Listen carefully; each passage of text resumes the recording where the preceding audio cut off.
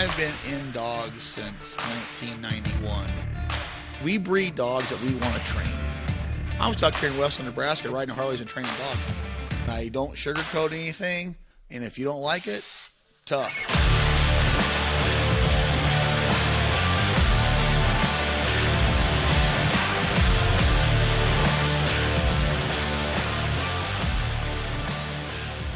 Hello and welcome to the Flatlander Kennels Podcast with Chris Jobin. My name is Elliott, and I'm here with Chris Jobin. Sorry we haven't had a podcast out for a few weeks, but we are going to be putting out a bunch of content moving forward. Chris, how's it going? Hey, Elliott, how are you, buddy? Doing great. Good. Doing great. Good. Hunting season's winding down here. I think we got 15 days of duck season left, and then our goose season goes until like January 9th or something. But it's been a rough season for us so far, but the weather's been beautiful. We're getting a lot of training done, actually. All them young dogs are looking great. Tanner's doing a great job with them, and they're really progressing well. So the really nice weather we have is terrible for hunting, but great for training. Have you not had, because last time we text back and forth and kind of keep track of what's going on. Last time I heard from you, you hadn't hunted in a week, but there was a cold front that came in there, and I've heard some good things about western Nebraska. Has it picked up at all? We have piles and piles and piles of birds here. We just can't kill them unless the conditions are just right. Every one of our ponds out here is wide open. We have zero ice. We have not had a snow. We've not had a snow. We have zero ice on the ponds. We've had 70, 75 degree weather. Today was 65 again. Third day in a row at 65 degrees. Like it's the birds are here, but they're so patterned right now. You can't do anything with them unless you have the perfect wind, the perfect temperature, that sort of thing. So right now with this kind of crappy weather that you've had, what exact day are you looking for that makes you optimistic to kill birds? Friday. This coming Friday, it's like supposed to be a high of like 35 with a 20 to 30 mile an hour wind. Anything that's not 65 degrees. I've never seen a weather like this. I mean, we're hunting and we're seeing snow geese every day flying up and down the river, which is unheard of for this time of the year. I mean, our little Lake Minnetonka out here, I bet it's got 10 or 15,000 snow geese sitting in the middle of it. I mean, it's wide open. I've never seen anything like it. It's the damnest thing I've ever seen. But we just need something besides 60 degrees. I mean, anything. And then the problem is we're getting some decent winds on some days, but the weather is 60, 65 degrees. Mm-hmm. And I thought, for years, I thought, all we need is just the wind. Well, I will tell you, we had a really good hunt about a week and a half ago.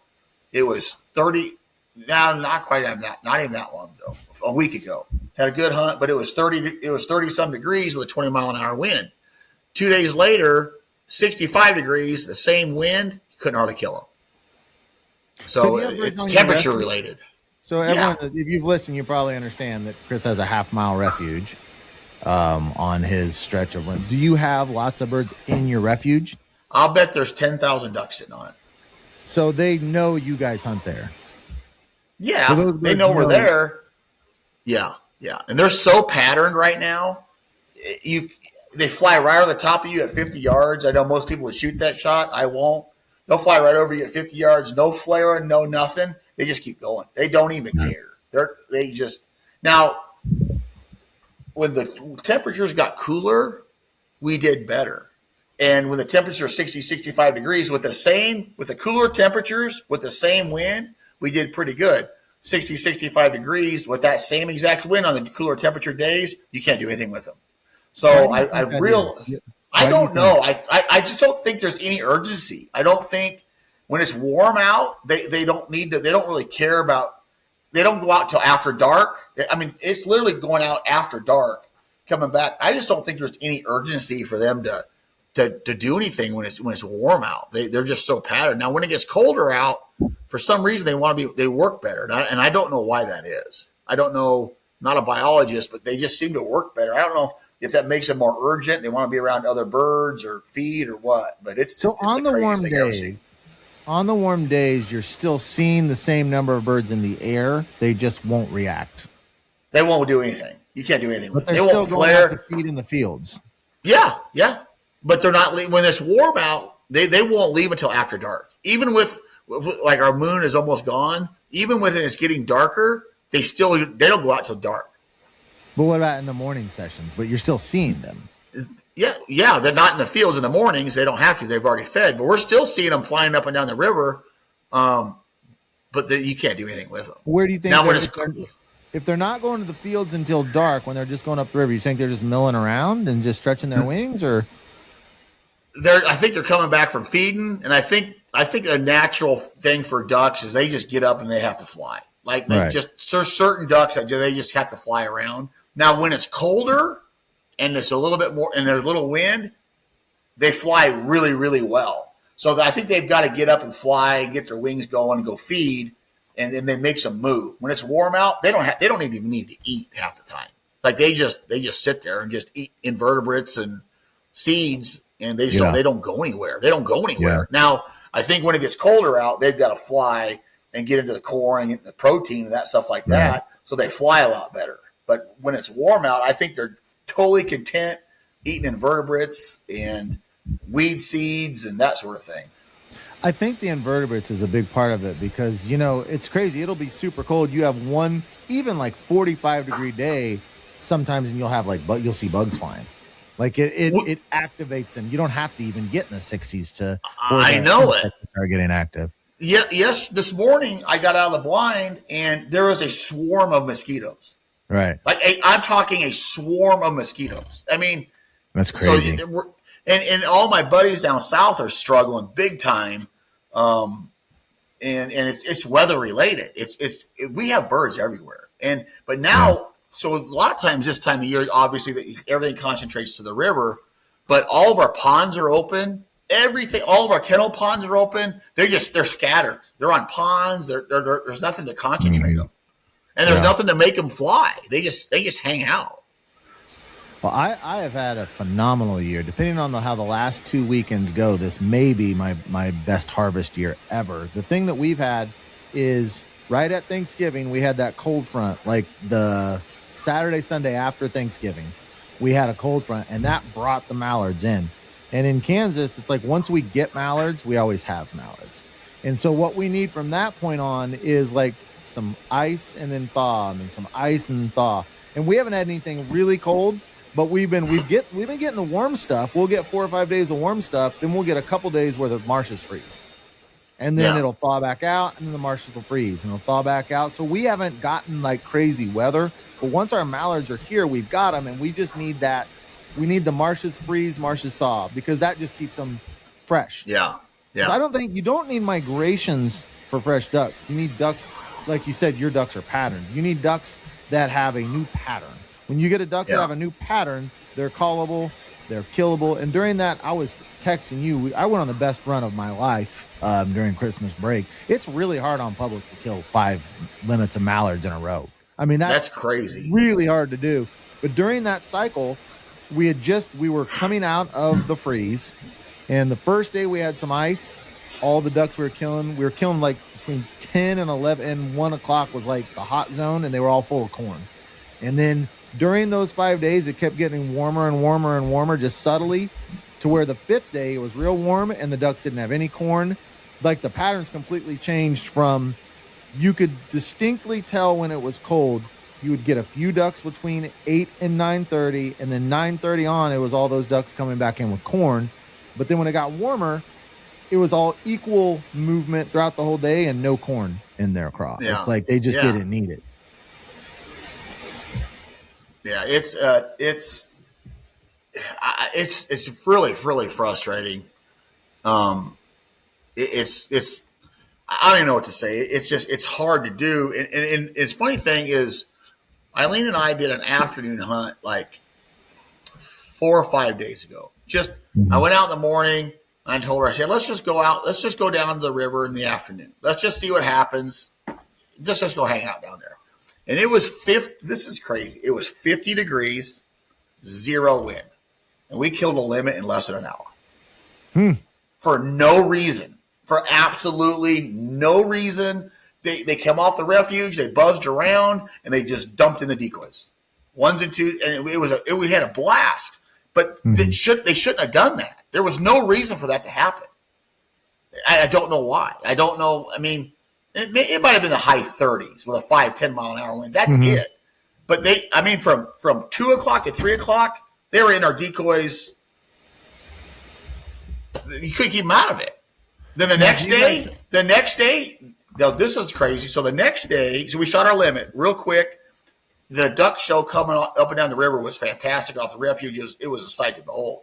The next day, it was 60 degrees and 20 mile an hour wind, and we didn't shoot anything. We tried the exact same thing, and we didn't kill anything. Never pulled a trigger.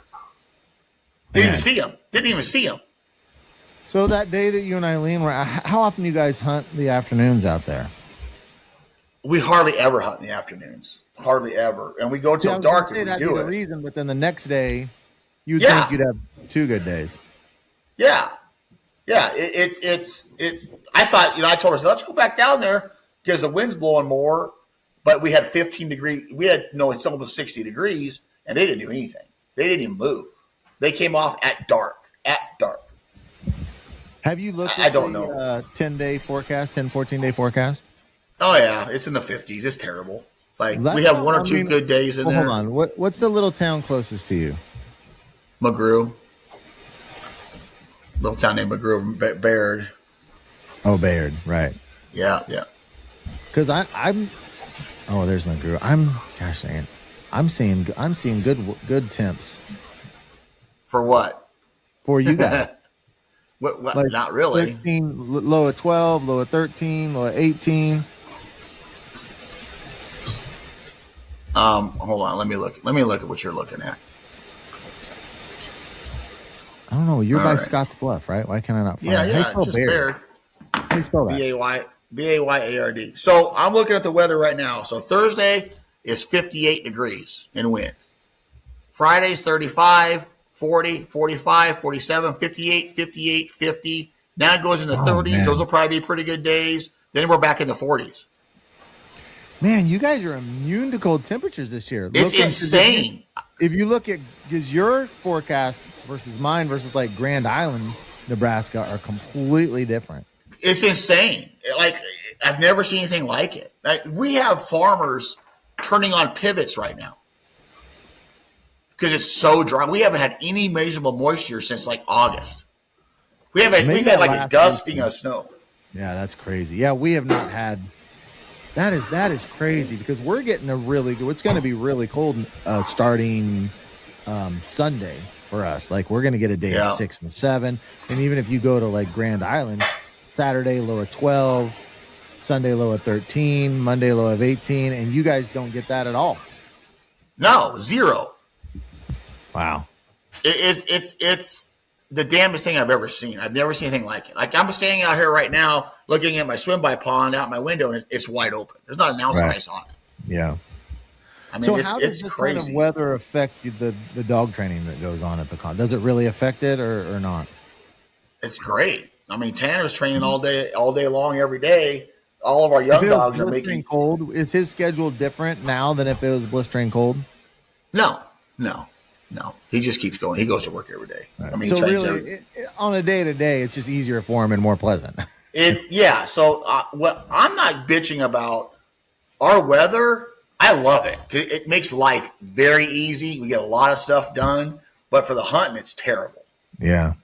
And I mean, I'm so worried about, like, our place is irrigated, and we get all of our irrigation water from Colorado, from the mountains, and there's ski resorts that should have 100 inches of base, and they have 2 feet of base. Good grief! Like, it's insane. There's some of those ski resorts are closing down. They can't keep. It's unbelievable. I've never seen anything like it. Chris, I've not been one to be a big believer in global warming, but at some point we're gonna have to have a cold winter. Well, I don't think it has anything to do with weathers in a row, man. A lot of warm. I don't think it has anything to do with global. I don't think it has anything to do with global warming. I just think it's our Earth. Just it has these fluctuations throughout history. I don't think it has anything to do with that. It's just warm. I think, because if you go in eastern Nebraska and Iowa and Missouri, they were a hell of a lot colder than we were all year long. But it's still been warm. I mean, I'm still hearing there's ducks up in Alberta. There is. There's so we watch Fort Peck, Montana, and there are a pile of ducks up there. There's piles of them. I'm just saying, at some point, it's like 10, 15 years of warm winters. I'm sure there's been a few in there, but for the most part, the last 15 years, the winters have been extremely warm. Well, and you know what? Everybody's bitching about the heated cornfields and the flooded cornfields. That's a bunch of BS. That's such BS. And people need to get a grip because that has nothing to do with it. Wait. Southern people need to get a grip. They don't know. A bunch of whiny little bitches. Yeah, I'm not going to say that because I have a lot of friends down there, but it's all weather related. Like Montana still has a pile of birds. They shouldn't have hardly anything right now. I mean, it's all weather related, and we don't have flooded cornfields here. So what are we going to bitch about? There's no flooded cornfields in Montana. Right. So we're going to bitch about we don't have any birds because Montana's got flooded cornfields. They don't even have flooded cornfields.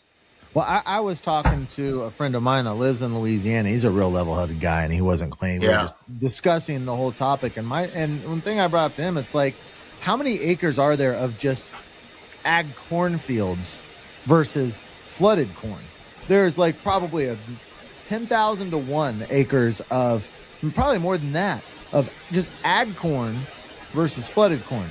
And there's plenty of waste in those ag cornfields. And you like, in Kansas, Nebraska, you always have open water somewhere, whether it's a power plant or holes on the river, holes on reservoirs. You always have some open water. So the ag cornfields are going to feed more ducks than the flooded.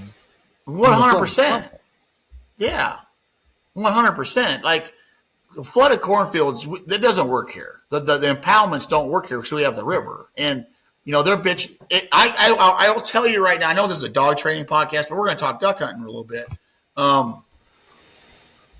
If it was a normal winter, you know, highs of 10, 20, 30 degrees, and them flooded cornfields would freeze, them ducks would leave.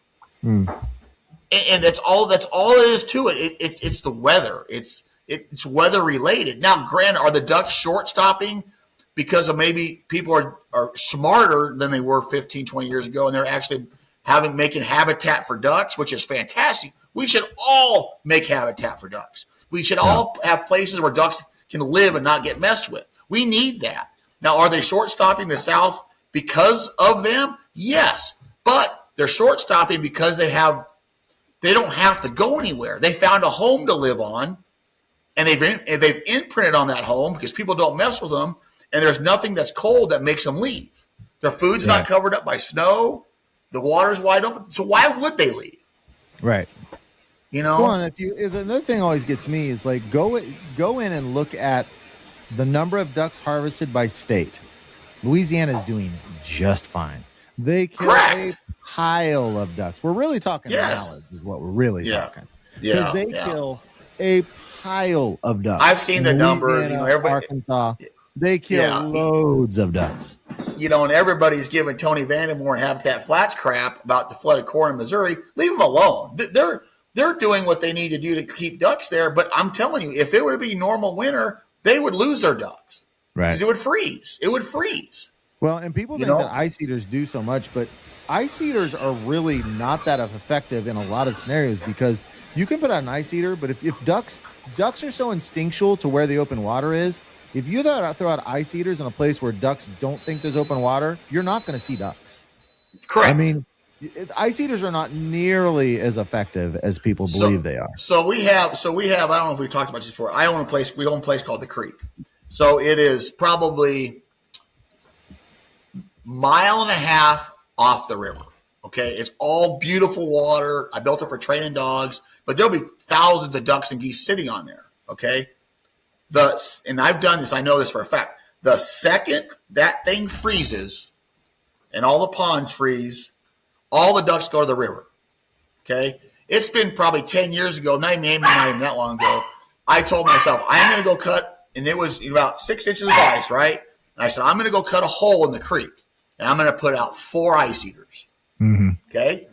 I opened up a huge hole in the creek. It's called the creek, but it's ponds. Opened up a huge hole in the creek, and I had one of the ponds was probably half open. I mean, I had 4 ice eaters running 24 hours a day, every single day. I was filling up with gas every morning. and I was like, we're going to kill the crap out of them here. They're going to find this water. We're only a mile and a half. And the birds were flying over the top of it to go feed, right over top of it. We didn't kill a bird out of there. Not one bird used that water. Yeah. And I think it's because it got cold and the river water is warmer. And they just like, I'm not going there. And once that froze, they never came back. Now, so what I'm seeing now is if it naturally unthaws because of ambient temperatures, if it naturally unthaws, the ducks will start using it because the water's warmer. The water's warmer. No, if we cut a hole, they instinctually know where the open water is. Yes, there's some little system in their body that's like they've got it. This is the temperature. This place has this, and I think it's beyond the warm water. I'm sure plays a part in it, but there's an instinctual sense that they have of what's coming unthawed.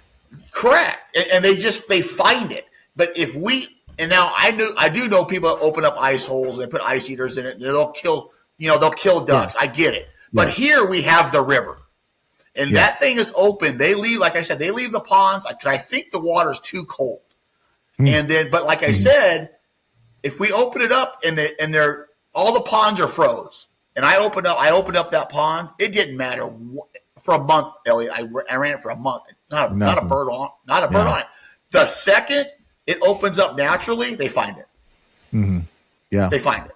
We were hunting this year. We shot a limit on my buddy's private place in Missouri on Saturday, and the temperature just plummeted into Sunday. And so we went and put out an ice eater about 10 o'clock at night. The birds had actually they'd been roosting in this spot.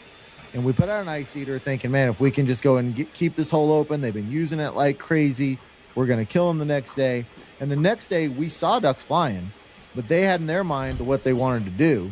And they had been using this. It was open, but the ice eater was like, it just didn't help because in their mind, they knew exactly what they were doing, where they wanted to go. And we saw thousands of them, not a single duck even looked at it. And it's funny, last year or the year before, I can't remember, my oldest son, Caden, he's like, Dad, can I borrow your ice eaters? I said, I know what you're going to do. Don't waste your time. He's like, I'm going to open the creek up. I said, you're wasting your time. I'm going to try it. We're going to get them. He did the same thing and zero. They did not telling you not. He's like, you're right, Dad. I'm like, I know. I've tried it. I've tried everything in your little brain, and it didn't work. But now now it's open right now, and birds are using it. Yeah. Like there was 10,000 geese sitting on it last week. I mean, they're piled in there, and now they're starting to eat. It's all open. It's the weirdest thing. Yeah. Well, hey, let's hit the partners real quick, and we'll keep our conversation going. I'm really enjoying this. I know one of may have been our last episode that we put out was with Merino Decoys. And Mike, have you talked to him? I know you had some decoys coming to you from him, and he's coming to your place. How did that end up going out? I think he's coming. I bought a dozen from him. I can't wait to see him. They're phenomenal. He's coming next. I think he's coming next week. He's going to deliver the birds, and we're going to hunt a few days and spend some time together.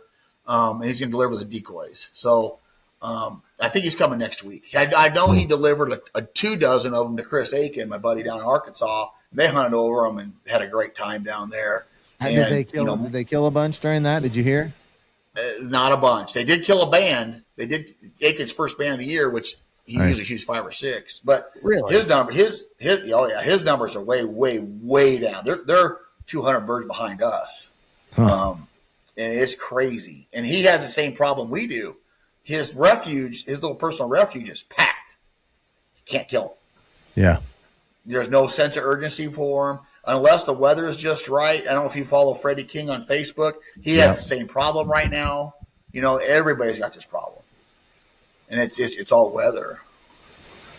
So the Merino decoys, the thing that I'm excited about his decoys, but the urns to me, it's like when Georgie goes, I can promise you I'm going to be picking up an urn. The way that he does them, where he infuses them into the decoy, and didn't correct my memory, but wasn't your son getting one from him? He did. He got one I bought him one for Spank. His dog Did that Spank. come in? Has that come in yet? It's incredible. Yes, it's incredible. Yeah. It's absolutely incredible. If you guys are looking for, Mike's a hunter. Like Mike's a hunter. Like he makes his own decoys. He's phenomenal at it, but he's also a hunter, so he knows what it takes.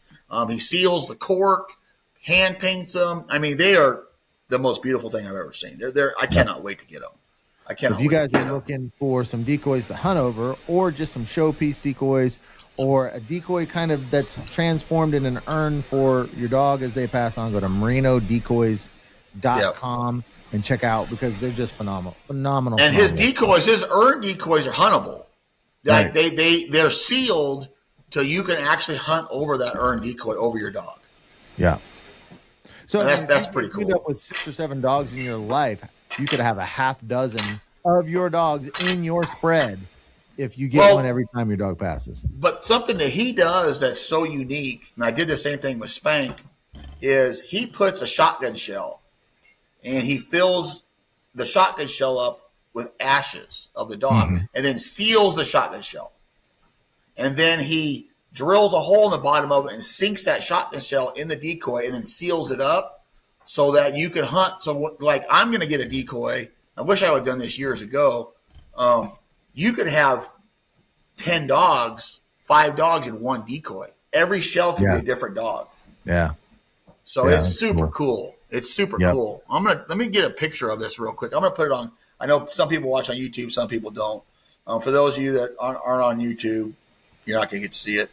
I'm going to show you this picture. I don't know if I showed you this yet or not, but this is what the decoy, the bottom of the decoy looks. This is, I don't know if you can see that. See the bottom of that decoy? Yep. So every one of those shells is a 410, 28, 20, and 12 gauge.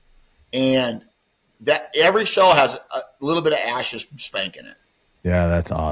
Because he got a bird killed over him with a 28, 20, 410, and 12 gauge. So every shell. So you can put multiple dogs on one decoy, and that's what I'm going to do.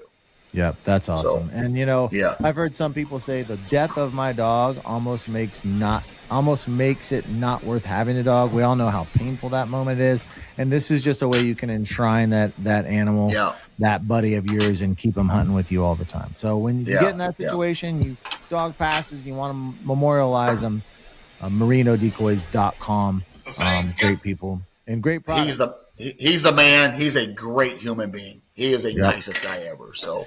We also want to tell you guys about Mammoth Guardian dog crates. The first few dog crates I got were the higher end kinds. Well, the first one I did was a higher end kind. It ended up being too big, and I had to sell it because I got the XL. But it was like $800. It was just absolutely outrageous. But the Mammoth Guardian dog crate, I think you can get this whole product for around $350 to $450, where you get the kennel and the roll cage attachment. It is a perfect product. It's a little bit less expensive, but it's really, really safe. You can use it with the straps and everything. I know Chris is using it on his place. Mammoth Guardian dog crate on Amazon. You can just search that term and pull it up on Amazon, or it's Mammoth, or it's. I'll pull up the website. But what are your thoughts about that? I was a little bit skeptical until they sent me one, and I really like the roll cage around them a lot. And then I like the gate on them. The gate has like a 3-point latch, and it's really, really nice. It's super sturdy. And then they come with, I don't know, most people don't need it, but they come with wheels too. So we roll them around the kennel. It's great. And then wheels just pop off and put them back in your truck. It's a piece of cake. It's a really nice product. It really is. It's mammothpet.com, and you can get 15% off with the Guardian 15. So, Chris, with your hunts this year, have you had any dog retrieves? How have the dogs done, and have there been any retrieves that stick out in your mind that have been memorable this year on the river? Yeah. So I've done something a little bit different this year, and I'm glad you brought that up. I'm hunting different dogs this year. Flash is obviously my go-to. He had a big boy retrieve today in the river chasing a teal down. He had a really big boy retrieve a few days ago. He was probably 300 yards down the river all by himself chasing a wounded cripple, and he caught it. He's so good. But he's picked up so many birds, and he's had such a great opportunity to learn, and his prey drive is real high. But this year I'm doing something a little bit different. I'm hunting other dogs just because Flash is going to be 11 in April. So I've hunted Red, who is a Flash son. So, we always talk about, how the dog, you get your dog trained and you spend all this money on the dog, and then you get it home and you expect that dog to be like just perfect, like turnkey, should know everything, should look at the sky, look for birds. It doesn't work that way. And my point is, I'm starting to hunt young dogs. So we're hunting Eileen's young dog, Teeter, who was an HRCH master hunter. We're hunting her other dog, Clutch, who's got 3 grand passes, a master hunter, and he's got a master national pass. And we're hunting Red, who is a flash son, which is Georgie's brother, full litter mate brother. Right. And he's got a grand title, a master title, and a master national pass. And I'm going to tell you, it has taken the entire season for these dogs to know what the hell's going on. The entire season. And I go every day, and I'm rotating them in and out. So, and Red and Clutch have turned into really, really good hunting dogs. And next year, they're going to be even better. But what I'm trying to say is it took me going every day, and those dogs probably got to hunt. They've actually probably got to hunt. Those 2 have got to hunt more than Flash has this year, because I'm trying to keep some miles off of Flash, because he's going to be 11. Right. And he's not happy about it, let me tell you. He's pissed off, man. I get home, he follows me around. It's bad. But these dogs have picked up 150, 100 birds apiece. And that doesn't sound like a lot, but it is if you do it in the right way. And it's taking that many birds for them to actually figure it out. The other day, Fred went on his first cripple. Like I let him have his first cripple, and he went out, he chased it down, it dove, he found it, he caught it. But it took him – that's his first one he caught. I've seen him on other cripples before, that were in the river, and he gave up on them because he didn't understand it. And a lot of people are like, that damn dog gave up on a cripple. It ain't worth a crap. Then they start bitching. They don't know.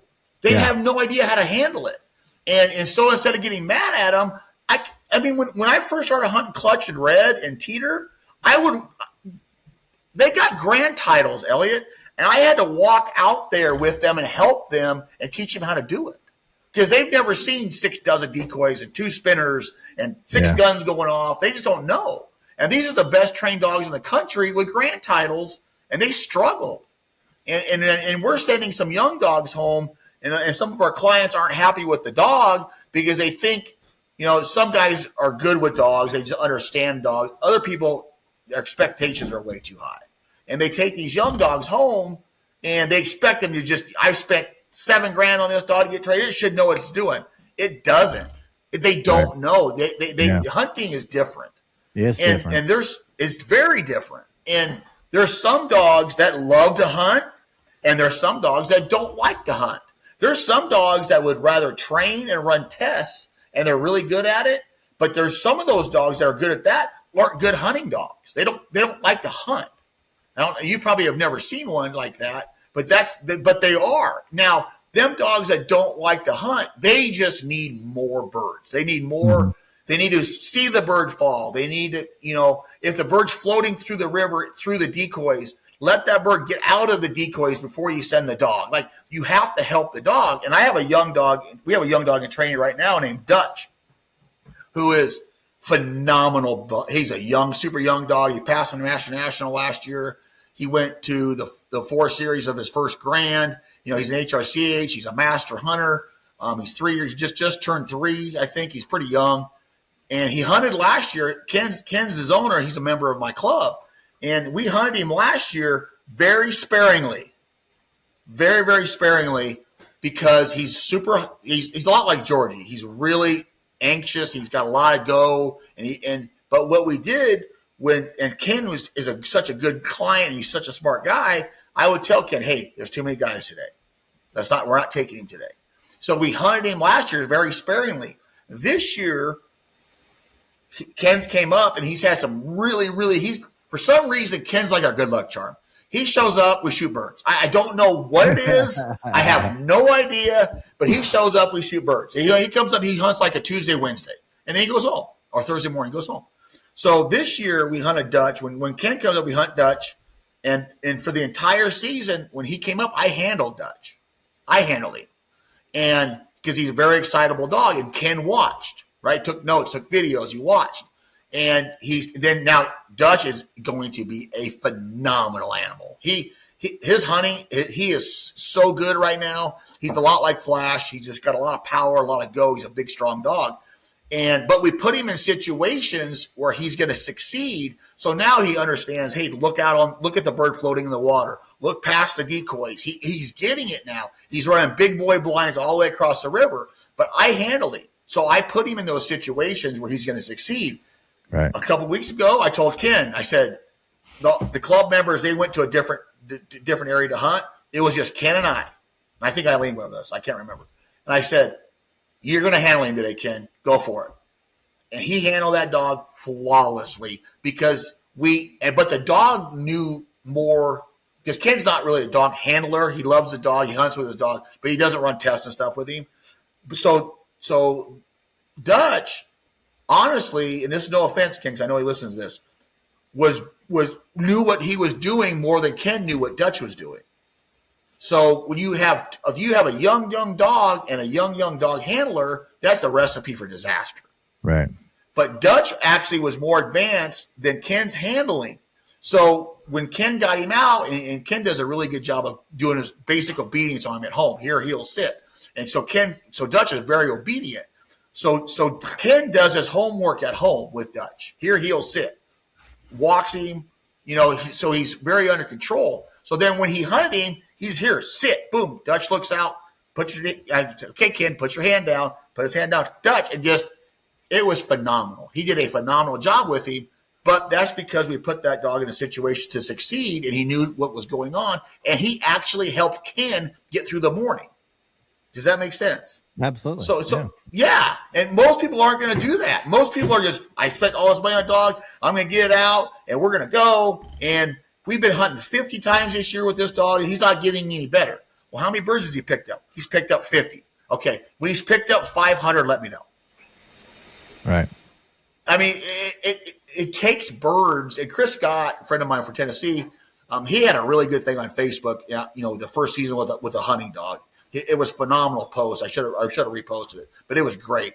And they'll make you look really bad, and you'll get really frustrated. But if you do it right and put the dog in the right situation, don't overwhelm the dog mentally, it's going to be fine. But they need to have birds killed over the top of them. They need to see it happen, and they need to have success. And don't put them in a situation where they're not going to have success, because then I get the phone call, this damn dog won't do anything. Well, what did you do? Well, there's 7 of us in the bike. There you go. I told you not to do that. Well, I spent all that money. I'm like, I watched ER on TV. I'm not a damn doctor. It's the same thing. You can't, that's not how it works. And so I get frustrated when I get clients call or whatever, and most of our dogs are doing very well. But I get really frustrated when I see people, I know, a lot of my friends are professional dog trainers too, and they get the same phone calls I do. And we all get so frustrated because they expect too much. They expect too much. And I've told this story on here 100 times about how Breaker was the worst hunting dog I ever seen in my life until he learned how to do it. He was probably the best one I've ever had. But they expect too much too soon. It doesn't work that way. Do you think part of that, because you guys are training these dogs, they get trained at least 5 days a week. At least. Sometimes more. And they do that over a long period of time. They're in the hunt test and they're doing all that before they go out hunting. Do you think in their mind it gets so imprinted on them, it's like this is the way it is, that when things are different outside of that as far as hunting, that they revert way back to like an earlier age because these are outside of their understanding of what their job is?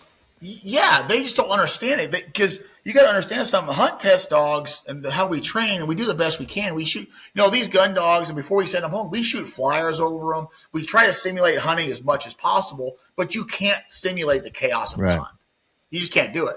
And these dogs, when they get trained by us, they think the bird comes from Jammer. Jammer throws the bird. That's where they think the bird comes from. They don't understand to look up and see the bird, and then I'll get a phone call. This damn dog won't look in the air for birds. I'm like, he doesn't know where they come from. Right. He doesn't understand. They've got to They got to learn to look up. Yeah. Well, I put him in the pit today. I'm like, there's your first problem. You put him in the bottom of a pit. They can't see the birds anyway. So how do you expect a dog to learn anything when you put him in the bottom of a pit? Well, we don't, my buddies don't like the dogs. We'll get new buddies. I mean, it's so frustrating to me. I'm ranting a little bit right now, but it's so frustrating to me because I send some of these dogs home, and my friends send some of these dogs home, and they're really, really nice dogs. And these owners are getting so upset with them because it's their first hunting season or even their second hunting season, and they're not doing very well. But what situation did you put them in? Did you try to shoot teal at 1 minute after shooting light, and they didn't even see the damn thing? Yeah. Like with going back to Ken and Dutch, I hunted him this year, and it was really early in the morning, and there'd be 4 or 5 guys in the blind, and we would take it right at shooting line. We shoot four ducks out of a group, boom. And he's like, let's get Dutch. I'm like, no, this isn't good because he didn't see him. He didn't see him. He has no idea what's happening. So I would get flash out or clutch whoever, and we would pick the birds up. Then the sun would come up, and then I could look out there and see him in the dog box looking out. And the sun's up, and we shoot birds, and he sees them like, now let's get him out. He saw the birds. The sun's up. He could see it floating in the water. He could pick it out, and that builds that confidence in the dog. And people, I'm taking them dove hunting, or for one, that's terrible. Not when they're babies because they can't see the bird flying. Or teal hunt, they don't see the bird coming in. They don't see the birds. You can't expect these young dogs to turn into great hunting dogs if they don't understand what they need to do. They've got to look out, see the bird, shoot the bird, watch it fall, go get it. Yeah. It's a long process for these dogs. It is. It's a long process. And hunting are completely different things. And the cool thing about how brilliant hunting dogs are and labs are is they get to learn the difference of their behavior in hunt tests and in training and in actual hunts. Because in actual hunts, if I send Georgie on a blind, she understands she's got more freedom in a hunt than she does in training. Because I may not know where the bird is. So she's got more freedom in her blinds to hunt a little more. But she knows the difference. She knows I'm in a hunt and I'm running a blind, so I've got a little more freedom.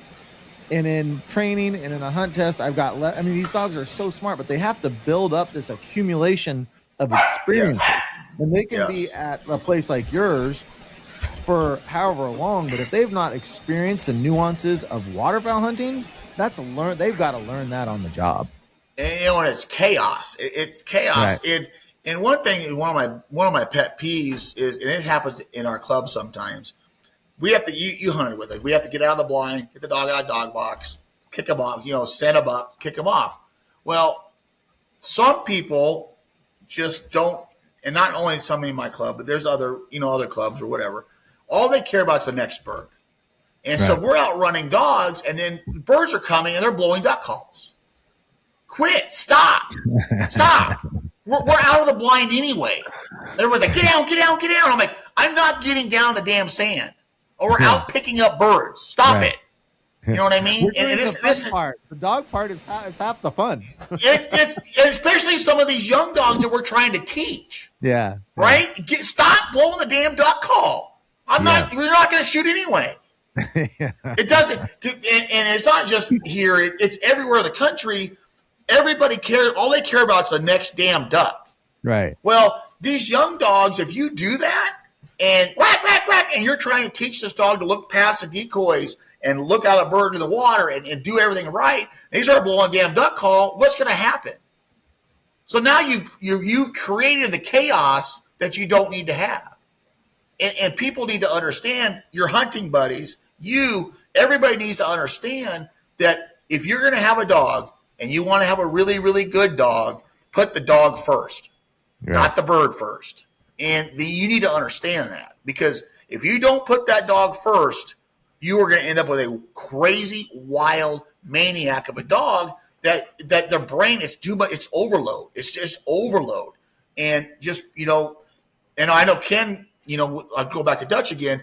I can't tell you how many times, Elliott, that we have 3 dog boxes at one of our blinds, and I can't tell you how many times we've rained out ducks, and I let Dutch sit in there.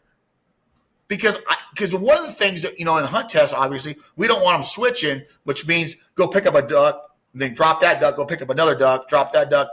And you've been to our river, everything's really close. Yeah. And that can happen like that. So now if you have a young, excitable dog, don't put them in that situation that they're going to do that. And I would and I tell Ken, now is not the time for him. There's too many birds in the water. And then we would shoot a double, and he'd pick out the double. Bam, bam, we pick those up. Now we can shoot multiple birds, and he can run past other dogs.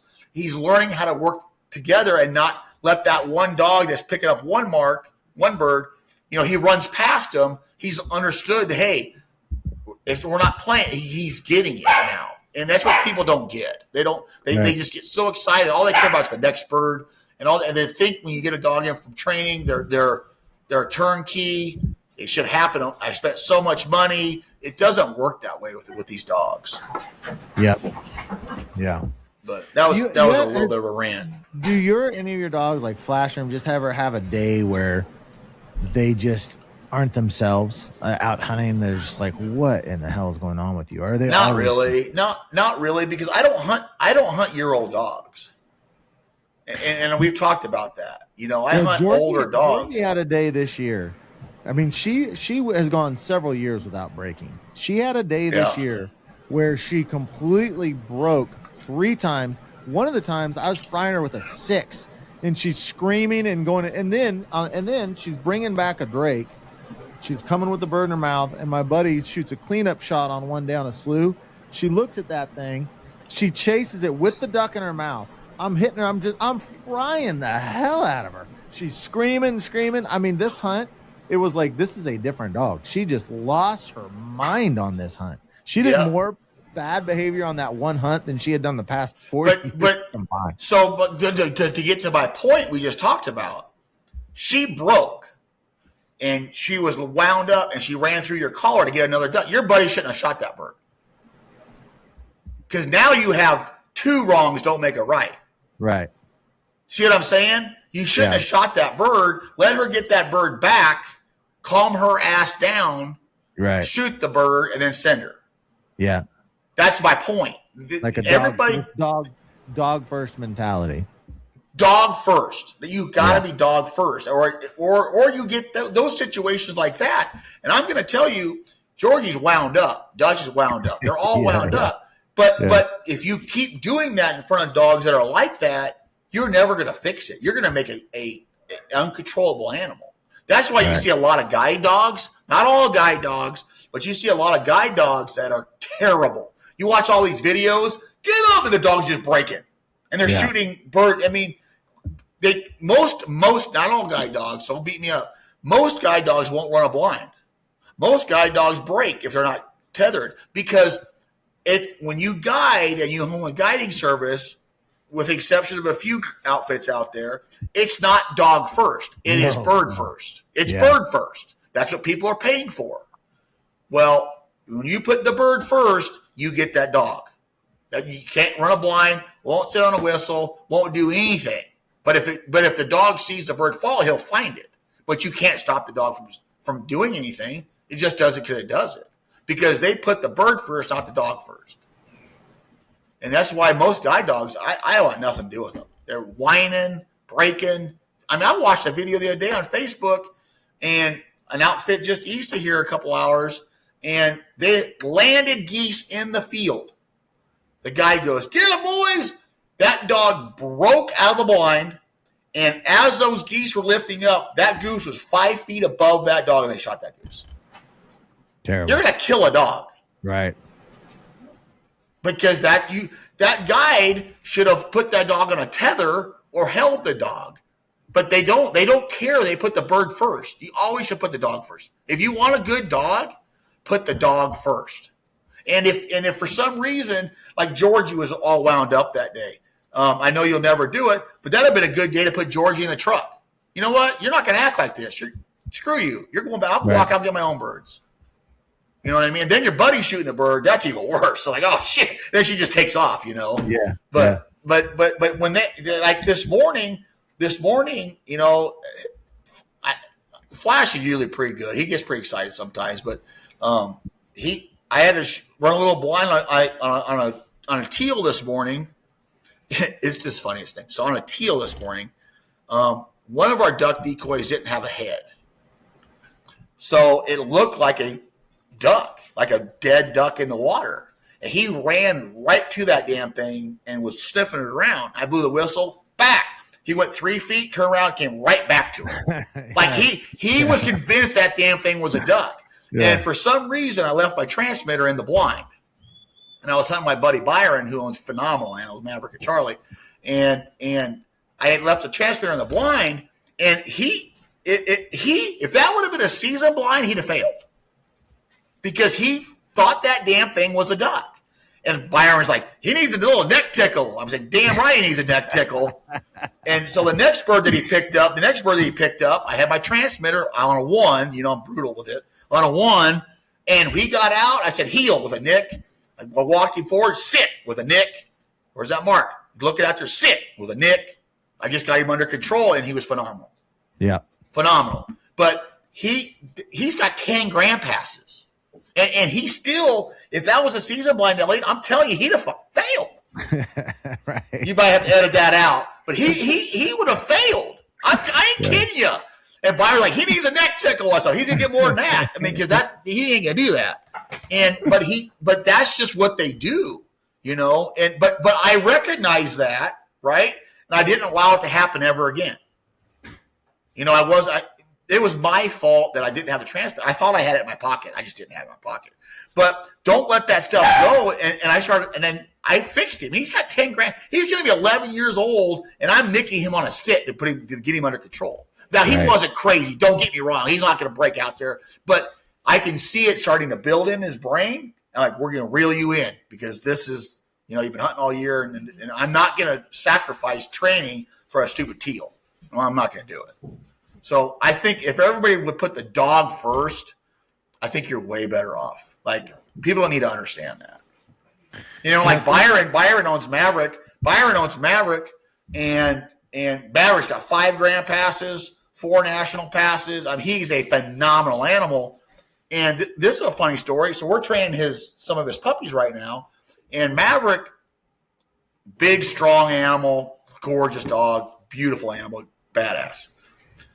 First hunt, and he doesn't run. Now, when we train him, he doesn't run like blind retrieve. He doesn't run wide open. He's a very, very, very smart, very level-headed, very calm. Does whatever you ask him to do. On marks, he runs plenty hard. Blinds, he's a lot slower, which that's what we like. We've talked about it before.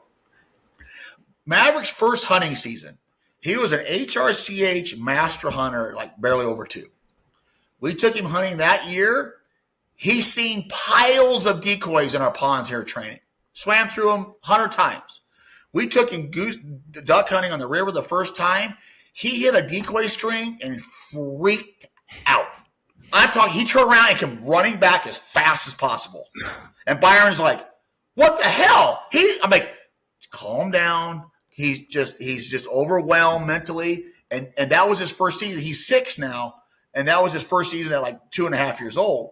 And Elliott, when I say he freaked out, he quit. He quit, turned around, and came back. But he doesn't understand it. He didn't get it. Spinners going, birds going, you know what I mean? Right. But now he is a monster. He is phenomenal. And Byron is a student of the game. He's gone to every grand, every national, all the hunt tests. He watches me handle dogs, and he does a phenomenal job with him. But he doesn't put up with this crap either. Like, he'll get the transmitter on a low 1. You know, he'll get him under control. But he holds that standard. But Byron also understood, you know, this is Byron's first Labrador, 5 grand passes, 4 national passes. His other one's got 7 grand passes and 2 national passes. She's only 5 years old. But he understands it was building blocks. And I know that first season he was kind of disappointed in him because, and I kind of was too, but we have to understand it takes season after season and good experience after good experience after good experience to make a really good dog. And if you have the patience like Byron does and Ken does, and a lot of my members do because I preach it in their head, that you'll turn into a phenomenal animal, but you've got to have patience for it. You've got to have patience. So, all right, man. Well, this has been a great episode. I've enjoyed catching back up. Let's go ahead and close this one down. On the next episode, I think we're going to talk about transitioning your dog back to the trainer, right? Well, or just answer some questions, whatever. I kind of got on my hunting dog rant on this episode. Right. So I've been wanting to talk about that for a while because, all the trainers I know, all my buddies, we work so hard on building these dogs. We do everything, that we're supposed to make these dogs good. We care probably too much about it. We all care about the product. We care about the clients. We care about the dogs. And I just think people, if they just had some more patience, some more understanding, and instead of bad-mouthing your trainer or bad-mouthing your dog, call your trainer. Hey, man, this is what's happening. Well, what did you do? Don't do this, do this. And it's frustrating to me, but I think if people would understand, put the dog first. Just put the dog first. That's all you got to do. Put the dog first. I'm done. Yeah, and understand they're not machines. They're not robots. They're going to have. They're not at all. Not at all. How much training they have, they're going to have to work through some things. For sure. And it takes. It's not how many times you've taken your dog hunting. It's how many birds has the dog picked up in a good, controlled environment.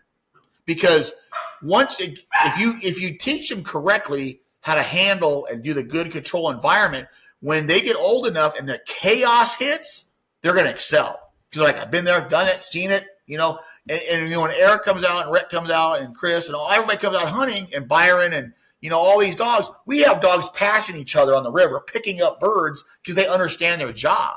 When we first do that, somebody Lawton will send Remy and I'll send a dog, whoever. But when we first start that, the dogs run to each other. They don't know what they're doing. They're like, what are we doing? Now they understand. They pass each other. I watched Flash. Lawton sent Remy one time, and Sonny went out there one time to pick up. Sonny's got 7 grand passes. Rhett trains him. Went out to pick up a duck, and there was a duck behind Sonny floating away, and Flash jumped over top of him. I jumped over him to get to that bird. But they understand their work. They work together. And right. in our club, Maverick and Flash work together. They're phenomenal together. They've done it so much. But they understand how to work together. That's another thing. When if you try to hunt your dog with another dog and you're sending him it's chaos. So send one dog, pick up the bird. So what we've been doing at the club now is if we can, just say we shoot a single or we shoot a triple, maybe even in a double, whatever. We'll have say Lawton's on one end and me and Byron on the other with our dog. Okay, Lawton, it's your turn. He gets to pick up those birds. Then the next dog down's Flash. Okay, now it's Flash's turn. Okay, now it's Maverick's turn. Then now it goes back to Lawton's turn with Sonny or Remy. You know what I mean? That's how we do it. But when you get 10 birds down at once, you can get multiple dogs out if you teach them how to do it correctly, because then they understand their job. Mm-hmm. So, but it's pretty fun to watch. Yeah, for sure. I'm done ranting.